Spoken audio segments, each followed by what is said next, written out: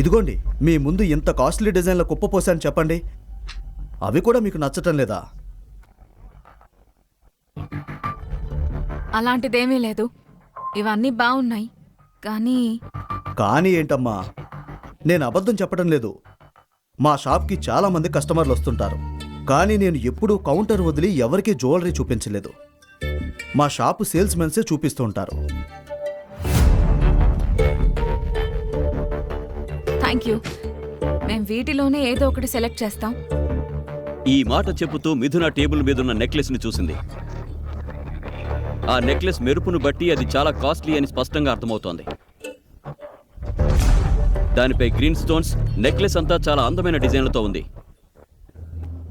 మిథున చూపు ఎందుకు ఆ నెక్లెస్ దగ్గరే ఆగిపోయింది. ఆ నెక్లెస్ను చూస్తున్నప్పుడు మిథున కళ్ళల్లో కనిపిస్తున్న మెరుపును విజయ్ గమనిస్తున్నాడు. ఆ నెక్లెస్ను ఇప్పుడే ఈ క్షణమే మిథున కోసం కొనేయాలని అతనికి అనిపించింది. ఇది చాలా rare necklace, real Jodhpur design. Cutting and model రెండూ అద్భుతంగా ఉంటాయి. లేదు లేదు, ఇవి చాలా ఎక్స్పెన్సివ్. నా బడ్జెట్ 50,000 మాత్రమే.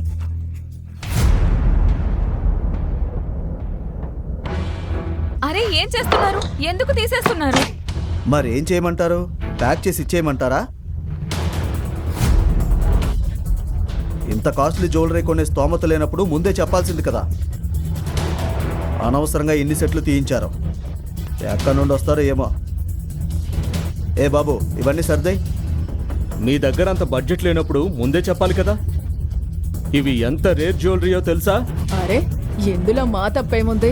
మేమొచ్చినప్పటి నుంచి ఈయనే కదా జ్యువెలరీ కుప్పలుగా వేశాడు. ఇందులో మా తప్పేంటి? ఏంటిదంతా? ఓ ఓ అబ్బాబ్బాబ్బాబ్బా, తప్పు చేసి ఎదురు మాట్లాడుతున్నారా? మీ జేబులో పైసా లేదని నాకు ఎప్పుడూ అర్థమైపోయింది. కేవలం కాస్ట్లీ వస్తువులు చూడడమే మీ పని. ఈ కాపు నీ మాటలు అప్పటి నుంచి వింటూనే ఉన్నాను. నోరు మూయండి. రే రాజు, పోలీసులకు ఫోన్ చేయి. నా షాప్కి వచ్చి నన్నే బెదిరిస్తారా? విజయ్, పద వేరే షాప్కి వెళ్దాం. ఆహా, వెళ్ళండి మేడం, వెళ్ళండి. ఇక్కడ మా టైం వేస్ట్ చేసినట్టే అక్కడ కూడా వెళ్ళి టైం వేస్ట్ చేయండి. వీడేంటి ఇలా మాట్లాడుతున్నాడు?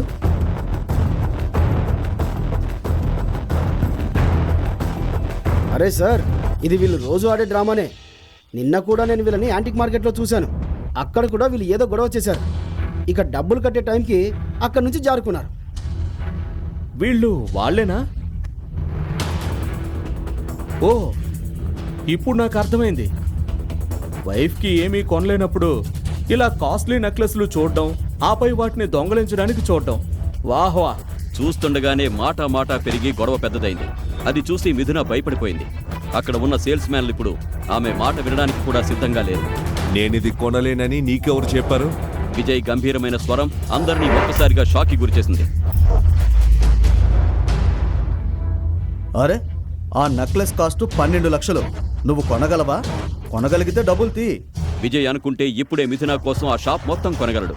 కానీ ఈ టైంలో అతను తన రియల్ ఐడెంటిటీని ఎవరికీ చెప్పాలనుకోలేదు. సేట్ గారు, ఇది మా తప్పే. నా వల్లనే పొరపాటు జరిగింది. మా బడ్జెట్ కేవలం 50,000 అని మీకు ముందే చెప్పాల్సింది. మీ దగ్గర 50,000 లోపు జ్యువెలరీ లేకపోయినా పర్వాలేదు, మేము ఇంకెక్కడైనా చూసుకుంటాం. అరే మేడం, అదేం లేదు. మా దగ్గర అన్ని రకాల జ్యువెలరీ ఉంది. రే, వీళ్ళకి కొంచెం తక్కువ కాస్ట్ చూపించు. అతను వెంటనే పక్కనే ఉన్న సేల్స్ మ్యాన్కు నగలు చూపించమని సైగ చేశాడు. మిథున తన మనసు చంపుకొని తక్కువ టైంలోనే 60,000 విలువ చేసే ఒక సాదా నెక్లెస్ను సెలెక్ట్ చేసింది.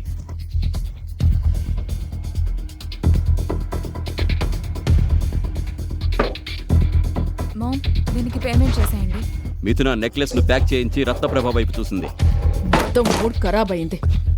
తన జేబులో బోలెడు డబ్బులున్నట్టు విజయ్ ఇంత పెద్ద షాప్కి తీసుకొచ్చాడు. ఇదిగో తీసుకో.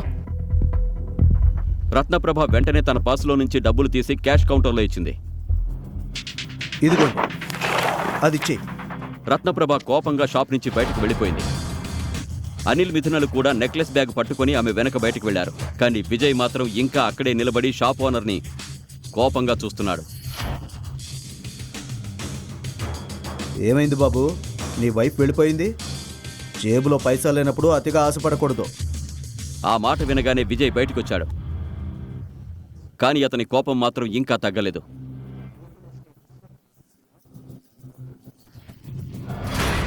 బయటకు రాగానే మిథున కారు దగ్గర తన కోసం ఎదురు చూడడం గమనించాడు.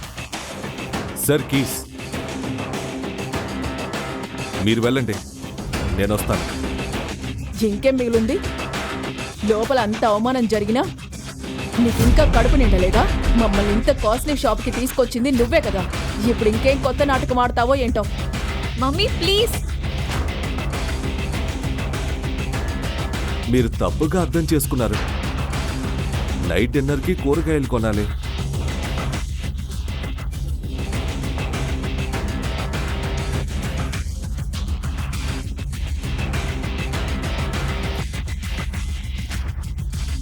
డాడ్, నిజమే.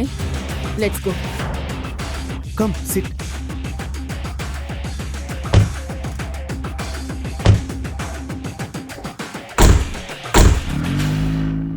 విజయ్ అక్కడే నిలబడి వారు వెళుతున్న వైపే చూస్తున్నాడు. కళ్ల ముందు నుండి మిథున కారు వెళ్ళిపోగానే అతను తన షర్ట్ స్లీవ్స్ పైకి మడిచి మళ్ళీ అదే జ్యువెలరీ షాప్లోకి వెళ్ళాడు.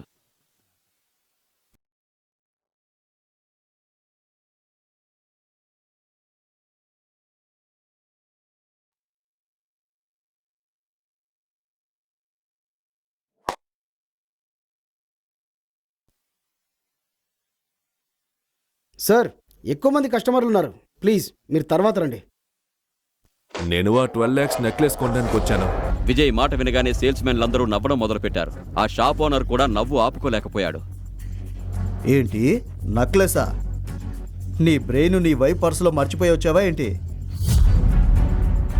నాకు తెలిసి ఇతనిలో ఉన్న మగాడు ఇప్పుడే లేచినట్టున్నాడు. మీ నవ్వులు వెటకారాలు అయిపోతే అసలు విషయం మాట్లాడదామా? నువ్వు నిజంగానే ఆ నెక్లెస్ కొంటావా? ఆ నెక్లెస్ కొనే సీన్ నీకు లేదు. నా లెవెల్ ఏంటో నువ్వు కనీసం ఊహించలేవు కూడా. నేను ఇక్కడికి కేవలం ఒక కస్టమర్ గానే వచ్చాను. వీడికి వాగుడు ఎక్కువైంది. సెక్యూరిటీ, వీడి పట్టుకుని బయటికి గంటాయి. ఇప్పుడు నువ్వు నేరుగా పోలీస్ స్టేషన్కే వెళ్తావు. ఈ మార్కెట్ మొత్తంలో ఈ షాప్ చాలా ఫేమస్. నేనొక్క కేక పెడితే చాలు, జనం గుమిగూడి నిన్నేం చేస్తారో కూడా ఊహించలేవు. ముందు నిన్ను ఇక్కడి జనం తంతారు, ఆ తర్వాత పోలీసులు తీసుకెళ్లి కొడతారు. ఈ మాట వినగానే విజయ్ తన ఫోన్ బయటికి తీశాడు. అతను ఇంక వెనక్కి తగ్గడానికి సిద్ధంగా లేడు. హలో మనోహర్ గారు, shop number 105, old city, Charminar. 10 minutesలో ఇక్కడికి రండి.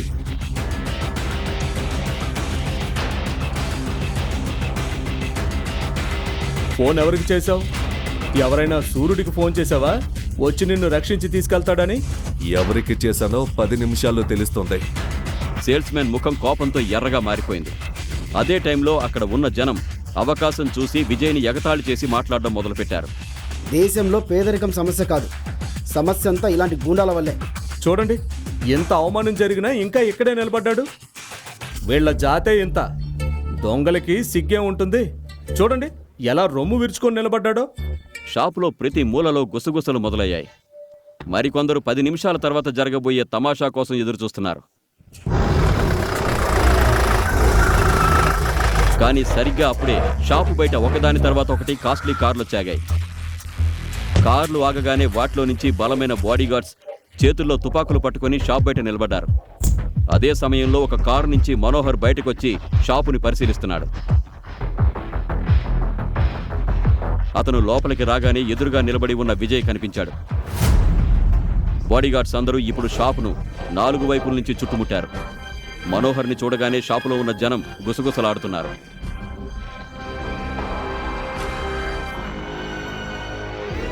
చిన్నబాబు, ఈ చిన్న షాప్లో మీరేం చేస్తున్నారు? మనోహర్ గారు, వీళ్ళకి నా లెవెల్ ఏంటో చూపించండి. ఆ మాట అంటూనే విజయ్ తన ఎదురుగా నిలబడి ఉన్న సేల్స్ మెన్ కళ్ళల్లోకి కళ్ళు పెట్టి చూశాడు.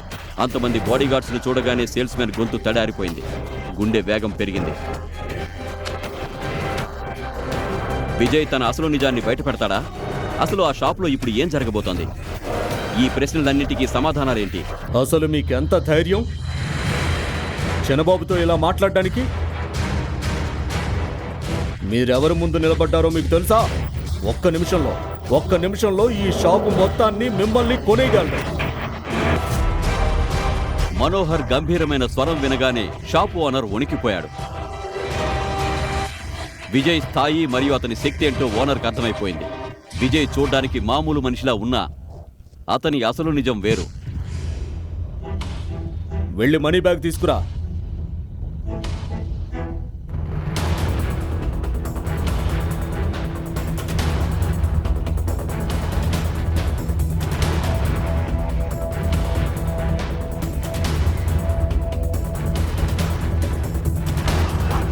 ఆ బ్యాగ్ ఓపెన్ చేసి చూడగానే అందరూ ఆశ్చర్యంతో నోరెళ్లబెట్టారు. ఆ బ్యాగ్ నిండా డబ్బులున్నాయి. మరోవైపు షాప్ ఓనర్ కాళ్ళు వణుకుతున్నాయి. ఆ మరుక్షణమే అతను విజయ్ కాళ్లపై పడిపోయాడు. చిన్నబాబు, నన్ను క్షమించండి చిన్నబాబు, తప్పు చేశాను, నన్ను క్షమించండి.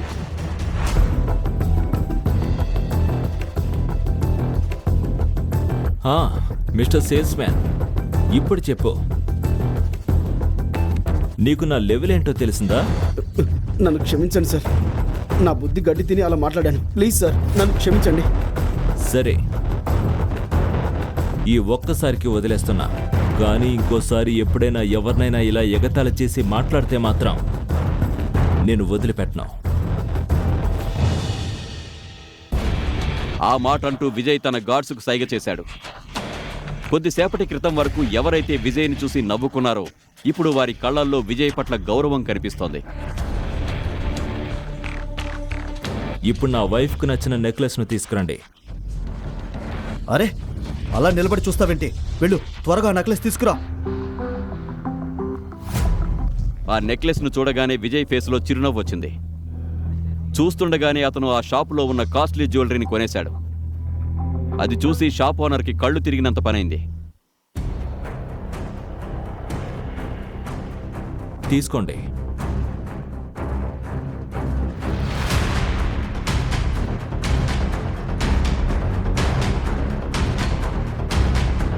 పదండి మనోహర్ గారు.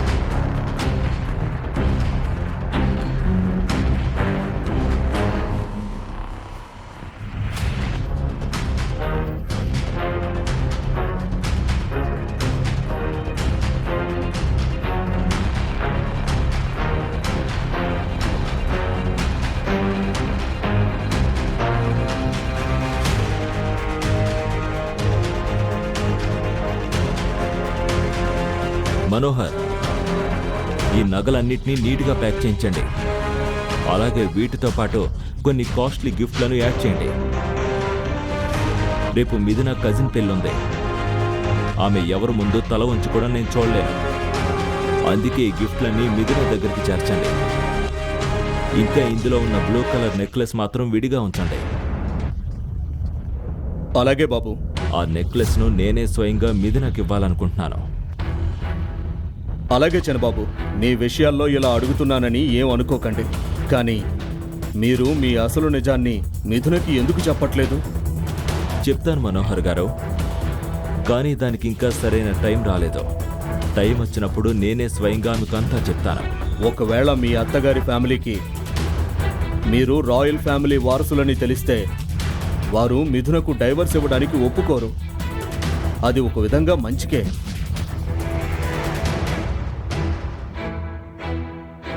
ఇక నేను వెళ్తాను మనోహర్ గారు.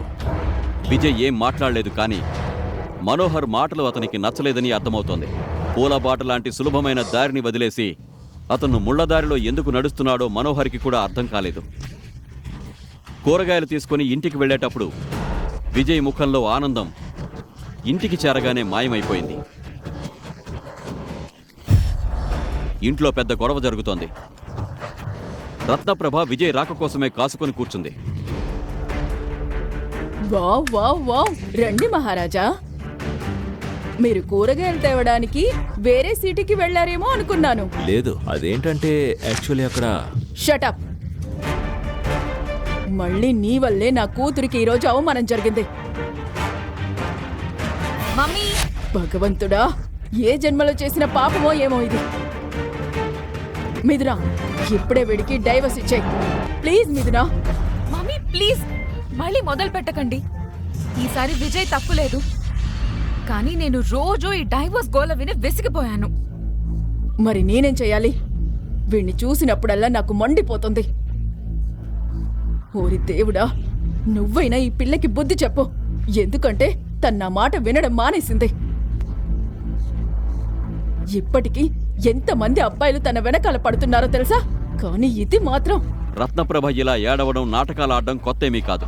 ఆమె ప్రతి 2 రోజులకి ఒకసారి మిథునాని ఇలాగే ఎమోషనల్ బ్లాక్మెయిల్ చేస్తూ ఉండేది. విజయ్, నువ్వు వెళ్ళి వంట పని చూడు, మమ్మీతో నేను మాట్లాడతాను. విను, ఏదైనా మంచిగా ప్రిపేర్ చేయి. అలాగే సింకులో ఒక్క గిన్నె కూడా ఉండకూడదు. వెళ్ళావు. విజయ్ వెంటనే కిచెన్లోకి వెళ్ళిపోయాడు. కానీ రత్నప్రభ కోపం ఇంకా తగ్గలేదు. ఆమె కళ్ళల్లో నీళ్లు తిరుగుతున్నాయి. మమ్మీ మమ్మీ, మీరు ఎక్కువగా ఆలోచిస్తున్నారు. అలాంటిదేమీ లేదు, ప్లీజ్. బేబీ ప్లీజ్, ఇంకా మించిపోయిందేమీ లేదు. తర్వాత బాధపడకుండా ఈ రోజే వీడికి డైవర్స్ ఇచ్చాయి. ప్లీజ్ మమ్మీ, మీరు మళ్ళీ అదే మాట మాట్లాడుతున్నారు. మీకెలా చెప్పాలి? చూడండి, మీరు నన్ను ఎంతలా ఒప్పించాలని చూసినా సరే నేను విజయ్కి ఎప్పటికీ డైవర్స్ ఇవ్వలేను. ఇదే నా final decision. Baby please mummy, అర్థం చేసుకో. మిథున, మిథున,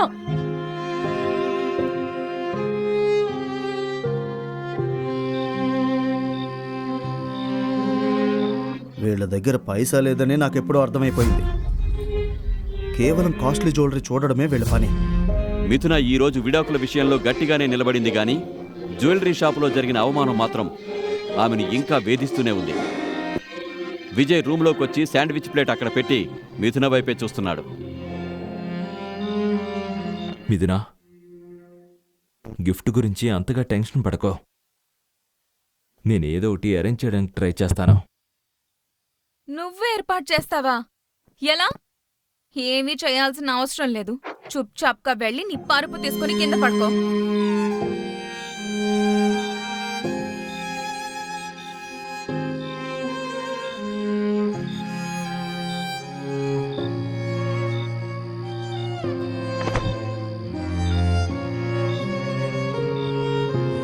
గుడ్ నైట్.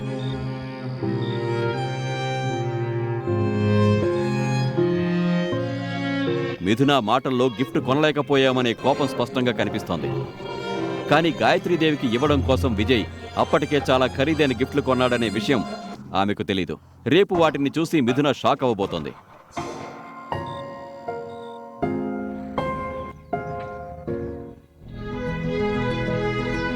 మిథున బ్యూటిఫుల్ బ్లూ కలర్ డ్రెస్ వేసుకుంది. అదే ఆమె అందాన్ని రెట్టింపు చేస్తోంది. అందుకే విజయ్ కారు నడుపుతూ పదే పదే అద్దంలో నుంచి ఆమెను చూస్తున్నాడు.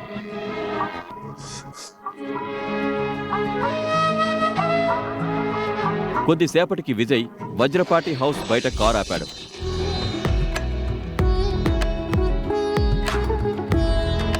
అక్కడ ఉన్న లగ్జరీ కార్లు, ఇంటి ఆవరణ చూస్తుంటే ఆ రోజు ఫంక్షన్కి వజ్రపాటి కుటుంబం అంతా వచ్చారని స్పష్టంగా అర్థమవుతోంది.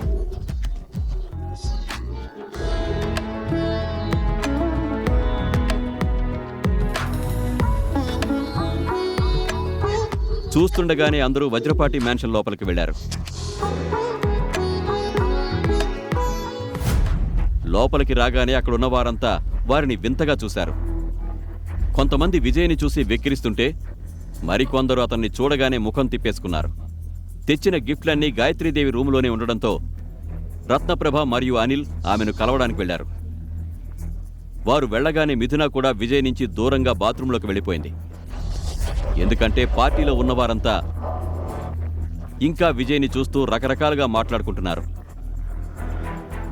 అతనితో ఉండి ఆ మాటలు పడ్డం ఆమెకు ఇష్టం లేదు. కానీ వాష్రూమ్ నుంచి బయటికి రాగానే మిథునకు తన నానమ్మ కోపంతో అరుస్తున్న గొంతు వినిపించింది. ఏంటిది? ఏం తీసుకొచ్చావు నువ్వు? నేను నిన్ను కనీసం 5 లక్షల నెక్లెస్ తీసుకురమ్మని చెప్పాను, కానీ నువ్వు తెచ్చిందేంటి? డబ్బులు లేకపోతే ఆ పనికిరాని నీ మొగుడి బుర్రను వాడుకోమని చెప్పాను కదా. రోజంతా ఇంట్లోనే పడుంటాడు, ఫ్రీగా తిని కూర్చుంటున్నాడు.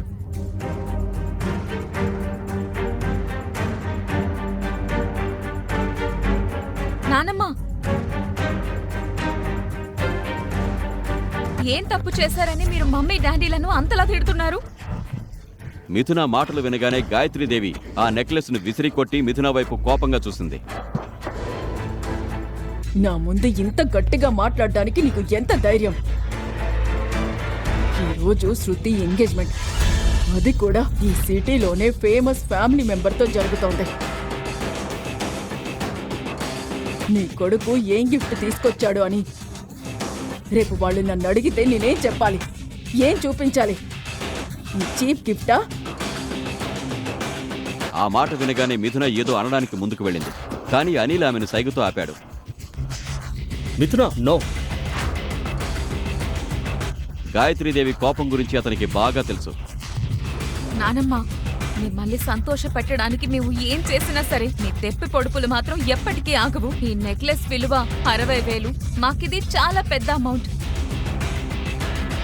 కానీ మీకిదంతా అవసరం లేదు, అందుకే ఇలా విసిరికొట్టారు. గాయత్రీదేవి ముఖం కోపంతో నిప్పులు చెరుగుతోంది. అప్పుడే ఆమె పక్కనే ఉన్న టీ కప్పును అందుకొని ఆ వేడివేడి టీని మిథున ముఖం మీదకు విసరడానికి చెయ్యెత్తింది. మిథున వెంటనే తప్పించుకోవడానికి ముఖం పక్కకు తిప్పుకుంది. మరుక్షణమే కప్పు పగిలిన శబ్దం వినిపించింది. మిథున కళ్ళు తెరిచి చూడగానే షాక్ అయింది. ఎదురుగా విజయ్ నిలబడి ఉన్నాడు. అతను గాయత్రీదేవి చేతిని విదిలించి ఆ కప్పుని గోడకి విసిరికొట్టాడు. నువ్వా? ఆర్ యు ఓకే మిథున? నీకేం కాలేదు కదా? గాయత్రీదేవి విజయ్ని కోపంగా చూస్తోంది. కానీ ఆమె అతనికి ఏదైనా సమాధానం చెప్పేలోపే బయట నుండి పెద్ద కేక వినిపించింది. బామ్మా, కృపాకర్ బాబాయ్ వచ్చారు, త్వరగా రండి. కృపాకర్ పేరు వినగానే గాయత్రీదేవి ముఖంలో కోపం ఒక్క క్షణంలో మాయమైపోయింది. ఎందుకంటే ఆమె దృష్టిలో కృపాకర్ మాత్రమే అత్యంత సమర్థుడైన కొడుకు.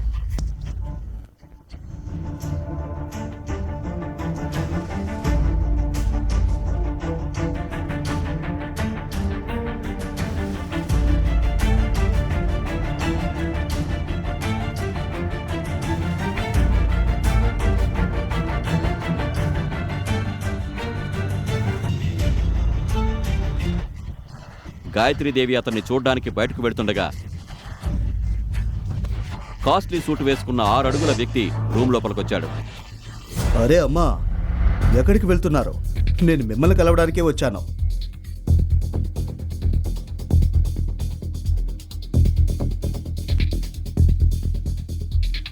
ఓ, అన్నయ్య కూడా తన ఫ్యామిలీతో వచ్చారన్నమాట. అన్నయ్య ఇలాంటి పెద్ద పార్టీలకు రారనుకున్నాను. ఏమంటారు అన్నయ్య? అడక్కు నాయనా, ఇదిగో చూడు, 50-60 వేల విలువైన పనికి మాలిన నెక్లెస్ పట్టుకొచ్చాడు. నీ గురించి కాకపోయినా కనీసం శృతి గౌరవం గురించి అయినా ఆలోచించాల్సింది. అవునమ్మా, రేపు తను అత్తగారింటికి వెళ్తోంది. అక్కడ దీని గురించి తను ఎన్ని మాటలు పడాల్సి వస్తుందో తెలుసా? బాబాయ్, మీ దగ్గర బోల్డ్ అంత డబ్బు ఉంది కాబట్టి కాస్ట్లీ కార్ను గిఫ్ట్గా ఇవ్వగలిగారు. అందుకే మీరు ఇలా మాట్లాడుతున్నారు. కానీ మర్చిపోకండి, ఆ డబ్బంతా తాతయ్య సంపాదించింది, మీరు సంపాదించింది ఏమీ లేదు. ఇక మా నాన్న విషయానికి వస్తే, బామ్మ, మీరు వజ్రపాటి ఫ్యామిలీ నుండి నాన్నను వేరు చేసినప్పుడు ఆస్తిలో పైసా కూడా ఇవ్వలేదు. ఆ విషయం కూడా మీకు బాగా తెలుసు కదా? ఏమన్నా అంటే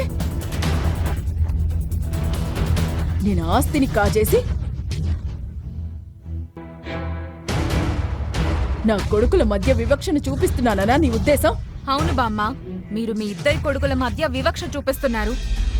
నా మాట మీరు నమ్మకపోతే మీరే ఒకసారి ఆలోచించండి. మా నాన్న వాటాకు రావాల్సిన ఆస్తి ఏమైంది? దానిని వేరే వాళ్ళు ఎంజాయ్ చేస్తున్నారు కదా.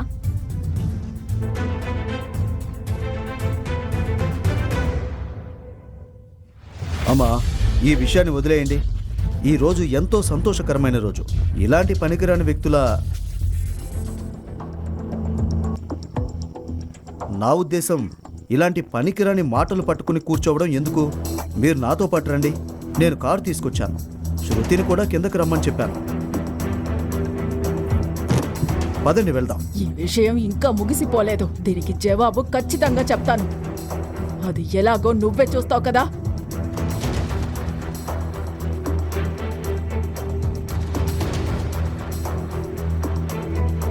పదమ్మా. చివరికి గాయత్రీదేవి నెక్స్ట్ స్టెప్ ఏమై ఉంటుంది? పార్టీకి మనోహర్ ఎంట్రీ ఇవ్వగానే ఏం జరుగుతుంది? ఈ ప్రశ్నలకు సమాధానాలు తెలుసుకోవాలంటే నెక్స్ట్ ఎపిసోడ్ వినాల్సిందే. క్రింద ఇచ్చిన లింక్ ని క్లిక్ చేసి పాకెట్ ఎఫ్ఎం యాప్ ని ఇన్స్టాల్ చేసుకోండి. Stay tune to pocket FM.